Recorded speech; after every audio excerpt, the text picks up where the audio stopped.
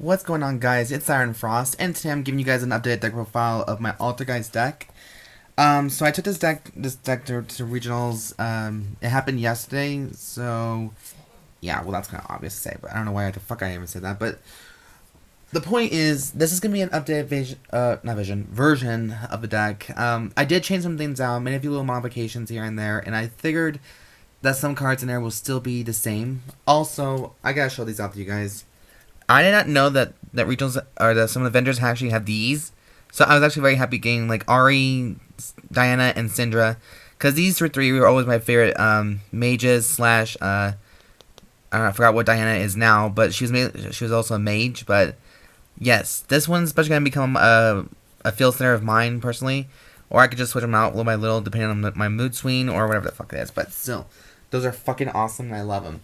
So this is going to be also a tournament report as well, tied into all this. Before, let me see. Oop, that's highly inappropriate right there. So basically, at regionals yesterday, I started off pretty good, and then eventually it just turned into like a big flop. I was like, what the fuck just happened here? Kind of thing. Just because, you know, there's just a very few people don't understand that. But without any further ado, let's start with the deck profile, and then I'm going to give you guys my tournament update along the way. So for monsters, we're playing, of course, 3 Multifakers, Altergeist Multifakers, 3 Marionetters, 3 Meluseeks, and this is also a given for me personally, but my friends, I heard people are saying run to this guy, but my friend was telling me just run 3. I play 3 Silquitous and 2 Kunquerys. Now, I know people are going to be saying, like, you only run 1 of Kunquery. Here's my thing. I hate running things only out 1 because, you know, what if I need them, like, in later games? Like, what if I need that kind of monster, or that monster is destroyed? So, and my not dumbass, but my butt-ass was telling me, just basically just run 2 copies of Kunquery, and in case one dies, the other one just, you know, whatever. So it's all good. And for hand traps, we're only playing 2 Effect Veilers and 3 Ash Blossoms. So that's basically all the hand traps I'm working with, you know, at the current moment. But unfortunately, after this video is being made, Ash Blossom is going to be sold to a friend of mine who is a vendor. So he already paid the money already ahead of time, so I have to return these back to him tomorrow. So my deck's going to be once again a little diluted until I need Ash Blossom once again. But as always, guys, there'll be a full deck list in the description down below. So, alright, so there's the monsters. Now for traps. Now normally I go for spells and traps, but this we're going with traps and spells, because this deck is so heavy, consistent of trap heavy too. So for trap cards, we're playing 3 protocols and 2 manifestations. Those are basically oh wait, there's one more, and 3 personal spoofings. Basically, people are saying, like, running 3 of them is amazing because you can actually... And I didn't know about what spoofing can actually do until my friend pointed out that even during any time you want, you can activate the effect of spoofing 1 per turn, but you can return 1 Altergeist card back from your field or hand back to your deck, and then a monster from deck to your hand. So I didn't know that, but it's good to know on some good key points, which also save my butt in the game, some of the games too. Now for support traps, we have 3 anti-spell fragrance for the Sky Striker plays.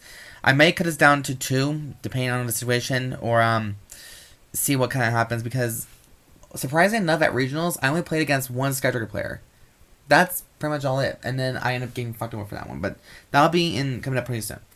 Next, I play 1 Waking a Dragon. Yes, I main 1 Waking a Dragon. The other 2 are going to be in my side. 2 Solemn Strikes, and 2 Heavy Storm Dusters for all that back row hate. I was debating on maybe running 1 more Storm Duster, but I also decided maybe I'll take 1 anti-spell out and put it in Solemn Judgment, you know, in the future. So, but for right now, this is what it kind of worked, and it worked pretty well for a little bit. It's just, you know, I keep getting the wrong kind of hands I needed and then I didn't get many monsters on the field quick enough. Plus, that damn dice roll fucking fuck you up sometimes. Now for spells, I'm only playing 2 Secret Villages Spellcasters and 3 Temple of the Kings. Yes, I don't play Power Dwelling here anymore, just because, you know, it burns your...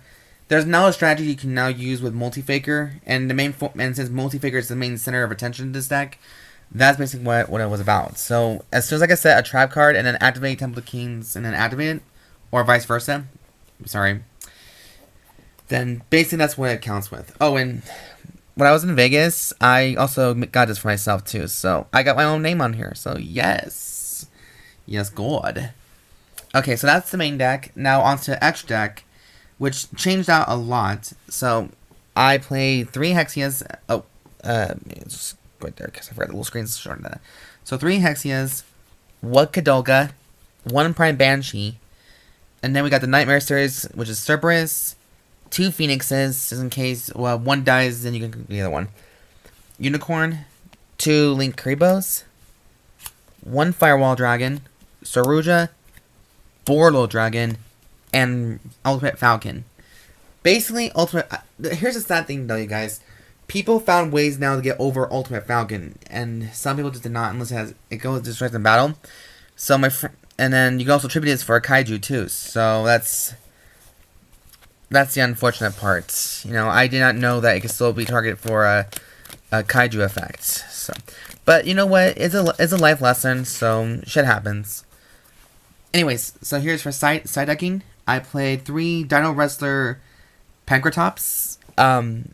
I mainly signed him in there because my friends were saying that he's gonna go up and maybe a little price. He's gonna become a little more of a popular card. And basically, what he does is that if your opponent controls more monsters than you do, you can instantly summon him from your hand. And once per turn, when an effect happens, then you can tribute him off to destroy target 1 card in the field and destroy it. Which my dumbass didn't know about that last effect. So my dumbass ended up losing a good monster and not using its effects. So I can admit that I lost to a better player because he actually knew what the card can do. But oh well. Next, I played 2 Ghost Reapers, 3 Twin Twisters because I want more of that back row hate for those bitches. 3 Imperial Iron Walls in case I was going to ever go up against Thunder Dragons, which I know they're consistent of banishment, but surprisingly enough, I did not even get that. So, oh well, woohoo! Shit happens. 2 Red Reboots.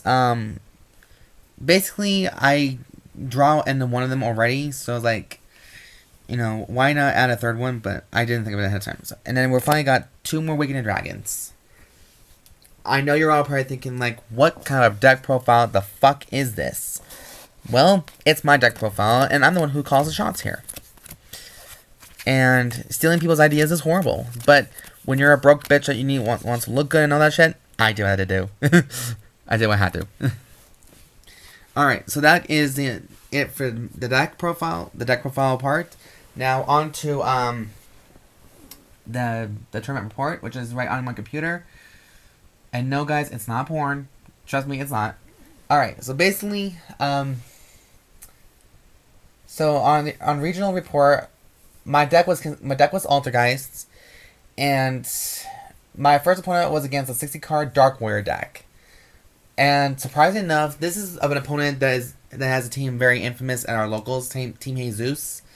And I can't give out his name because, you know, I don't think it's very nice of me to do that. So basically this guy is a top-notch player, and I ended up beating him because I don't know whether he just didn't get his combo right, or I just remember how deck kind of works. Oh, excuse me, guys. I have a little cold. So I got 2-0 with him. I got 2 wins and 0 losses from him. So round 1, I won the first round. Second round, I was up against Skytrackers, which I got my ass literally handed to me on a silver platter. I drew nothing but monsters, and I drew nothing but the cards I really did not need at the time. So he got, and more importantly, guys, when you're up against a Skytracker player in a dice roll, you're instantly going to lose, no matter what. It all comes down to a dice roll, which fucking sucked. In time, too. So I lost the second round. The third round was a bitch, too. I was up against Crusadia Mech Knights, and I lost that round as well. So already I already got 2 losses in this regionals. So if I get one more, then of course I'm not gonna get my tops, which I was very disappointed in because I came in regionals very hard and trying to go in harder, but it just didn't work out for me.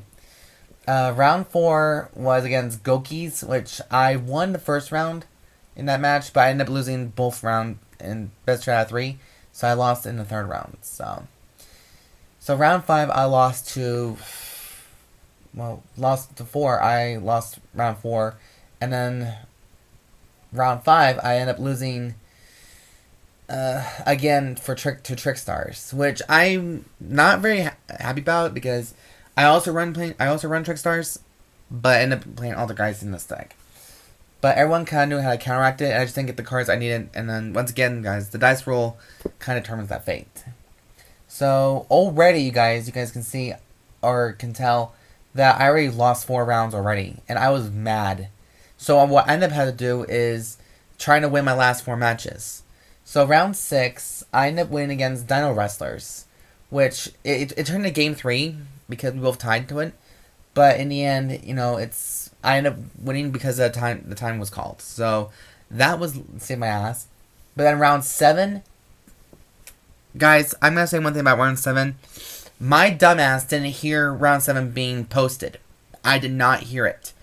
Basically, I was dueling this girl who was playing Dark Magicians. We were just playing for fun, and I thought we were still waiting on the next pairings. So, my dumbass didn't even bother asking people what is round 7 up, so I ended up getting a game lost for that.